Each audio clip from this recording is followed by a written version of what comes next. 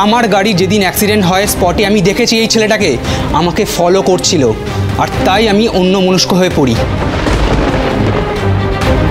এই সোমনাথ, বাজে কথা বন্ধ করো। নেশা করে সেদিন তুমি অ্যাক্সিডেন্ট করেছিলে। যে যেরকম সে অন্য কেউ ঠিক তেমনই দেখে। ঠগ, লোভী তুমি আর তোমার বাবা। আর আজ তোমাদের দলে আমার ভাইকেও টানছো। হ্যাঁ, আর শোনো, আমরা গরিব হতে পারি কিন্তু তোমাদের মতো কারোর কাছে হাত পাতি না। আমরা যা করেছি সবার সামনে করেছি, আর তুমি মুখোশ পরে আড়ালে আবডালে এসব করেছো, আর এখন ধরা পড়েছো বলে আমাকে নীতি কথা শোনাচ্ছ। সবটা আগে থেকেই ছক ছিল, আর তাই তো বিচ্ছু সব সময় ঠিক জায়গা মতো পৌঁছে যেত, আর প্ল্যান মাফিক আমার আর ডলির বিয়েটা ভেঙে দিল। আর শুধু তা নয়, বসু মল্লিক বাড়ির মেয়ের গায়ে যে লগ্ন ভ্রষ্টার কালিমাটা আপনি লাগতে দেবেন না সেটা আপনার নাত বৌমা ভালো করে জানতো। তাই ভালো মানুষই করে নিজের ভাইকে বিয়ের পিড়িতে বসিয়ে দিল, নিজের ভাইয়ের ভবিষ্যৎটা উজ্জ্বল করে দিল, সবটা গুছিয়ে দিল নিজের ভাইয়ের জন্য। মিথ্যে কথা, সব মিথ্যে কথা। মিথ্যে বুঝি? তাহলে বিয়ের বাড়িতে গিয়ে সব কিছু সরিয়ে দিয়ে চুরি গেছে বলেছিলে কেন?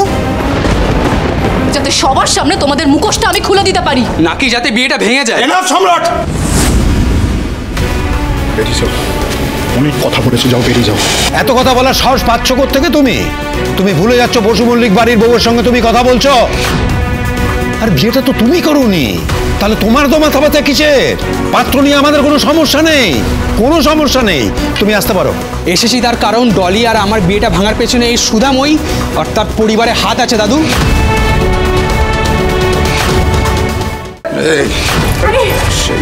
অনেক কথা শুনছি, অনেক কথা শুনছি।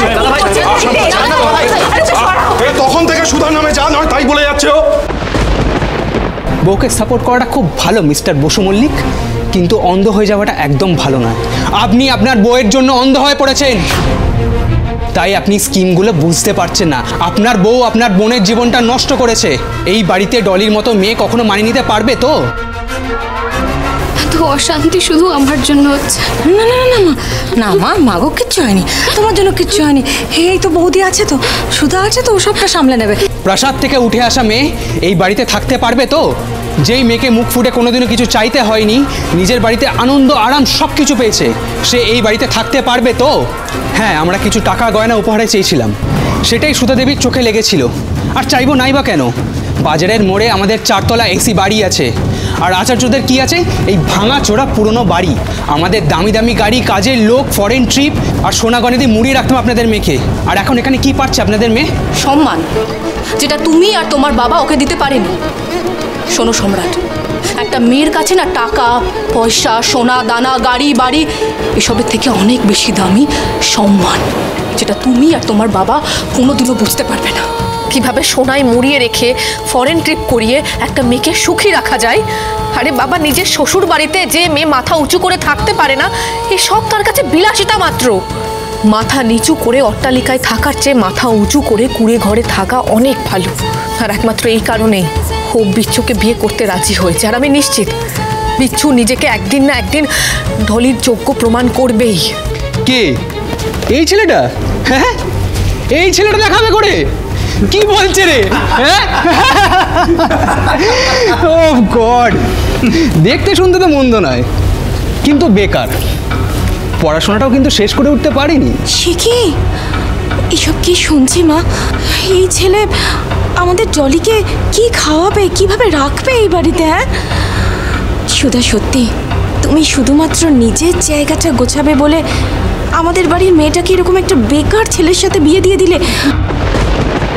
এই ছেলে, তুমি আমার ছেলেকে বেকার বলার কে? হ্যাঁ, তুমি নিজে কি? তুমি তো মদ খেয়ে বিয়ে করতে গিয়েছিলে, লকআপে 2 দিন ছিলেও। আমার ছেলের মতন ছেলে হতে পারবে তুমি? হ্যাঁ, তুমি আমার ছেলেকে তুমি বলছো খারাপ? বাবা, আপনার বেকার ছেলেকে নিয়ে তো হেব্বি গর্ব মাসিমা। আর আপনি এসব খোঁজ না নিয়ে বেকার ছেলের সাথে সম্বন্ধটা করেছেন ঠাম্মি, আর সেই জন্যই তো এই বোঝাটাকে কাঁধে তুলে নিয়েছে। অনেক সহ্য করেছি। লোকের বেগড়ানো ছেলে এবার গরিবের বাড়িতে বড় হয়ে ওটা ছেলেরা শক্তি দেখবে।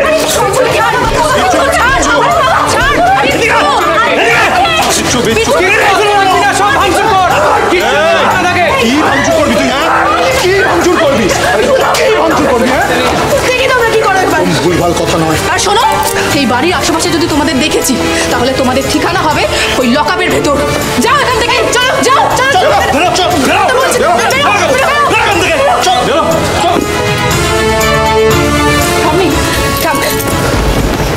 ওদের তো মেরে ধরে বার করে দিলে দেখলাম। কথাটা তো কিছু ভুল বলেনি। এই ছেলেটা তো কদিন ধরেই আমাদের বাড়িতে আসা যাওয়া করছিল। এবার আমি বুঝতে পারছি যে ডলি দিদিভাই কেন একবারেই এই বিয়েতে রাজি হয়ে গেল। এই ছেলেটা আগেই ওর মাথাটা খেয়েছিল। মা, তুমি সম্রাটের কথায় বিশ্বাস করছো? একজন বাইরের ছেলে কি বলে গেল আর সেটা তুমি মেনে নিলে? কারণ বিচ্ছুকে আমরা কতদিন ধরে চিনি, ও কত ভালো একটা ছেলে। মা আমারও তাই মনে হয় মা। বেশ তো, তা তোমরা সবাই মিলে যখন বিয়েটা দিয়েছো তখন তো আমার কিছুই বলার থাকে না আর। কিন্তু আমিও একটা কথা পরিষ্কার করে তোমাদের সকলকে জানিয়ে দিতে চাই যে ডলি দিদিভাই ভবিষ্যতে বসু মল্লিক বাড়ি থেকে কিন্তু কোনো সাহায্য পাবে না।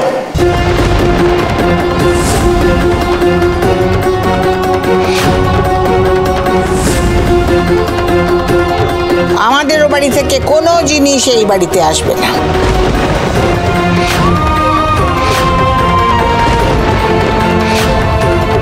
আর হ্যাঁ, আর একটা কথা আমি জানিয়ে দিয়ে গেলাম, কাননবালা বসু মল্লিক এই বাড়িতে আর কোনোদিন পা রাখবে না।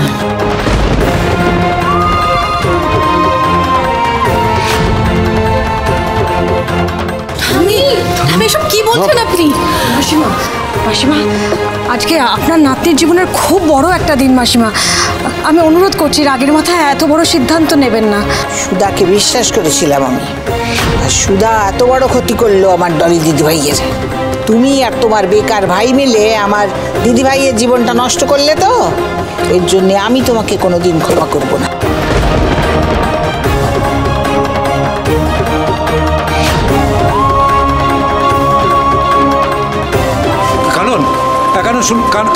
আপনার থাকার হলে আপনি থাকুন, আমি চললুম।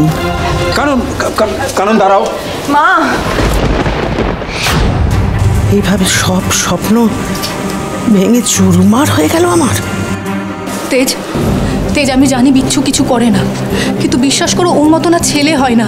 আমি আমার ভাই বলে বলছি না, ও আপন জনের জন্য সব কিছু করতে পারে। আর শুধু তাই না, ওর মধ্যে এতটুকু হিংসে, লোভ, মিথ্যাচার কিচ্ছু নেই, আর সেটা ঠাম্মিকে বুঝতে হবে। তেজ, জানি সুধা দিদি, আমি ঠিক এই ভয়টাই পেয়েছিলাম। বিশ্বাস করো, আমি কাউকে কোনো কষ্ট দিতে চাইনি, কিন্তু আজকে আমার জন্য ঠাম্মি এই বাড়ি ছেড়ে চলে গেল। আমার নিজেকে অনেক বড় অপরাধী মনে হচ্ছে দিদি। আমি আর জীবনেও নিজেকে ক্ষমা করতে পারবো না। বিচ্ছু, বিচ্ছু! প্রাসাদ থেকে উঠে আসা মেয়ে এই বাড়িতে থাকতে পারবে তো? যেই মেয়েকে মুখ ফুটে কোনোদিনও কিছু চাইতে হয়নি, নিজের বাড়িতে আনন্দ আরাম সব কিছু পেয়েছে, সে এই বাড়িতে থাকতে পারবে তো?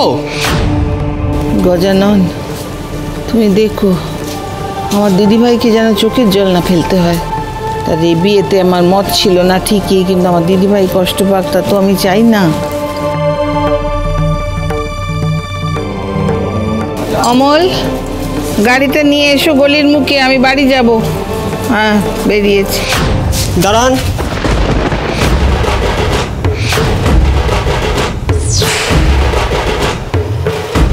তোমরা কে? রাস্তা ছাড়ো, ছাড়ো, রাস্তা ছাড়ো। না বলছি, দেবো না যেতে। তোমরা খুব ভুল করছো, তোমরা কিন্তু জানো না আমি কে। তুমিও জানো না দিদু আমরা কারা। তোমাদের সাহস তো দেখছি কম নয়। সাহসের কি দেখেছেন? হ্যাঁ,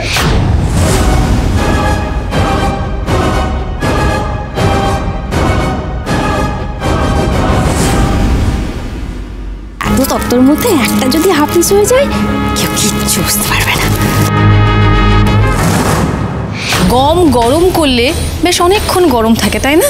আমি তো শুধু ওই কড়াইটা ওই খাটের নিচে রেখে ভুলে গেছিলাম। ঘরে কে? আমি তো কলা খাইনি। ডলির গায়ে যদি কোনো রকম আঁচড় আসে কিংবা কোনো রকম ফোসকা পড়ে, তাহলে কিন্তু আমি ভুলে যাব আমি এই বাড়ির মেয়ে। এই বাড়িতে কিন্তু পুলিশ আসবে, বধূ নির্যাতনের কেস হবে।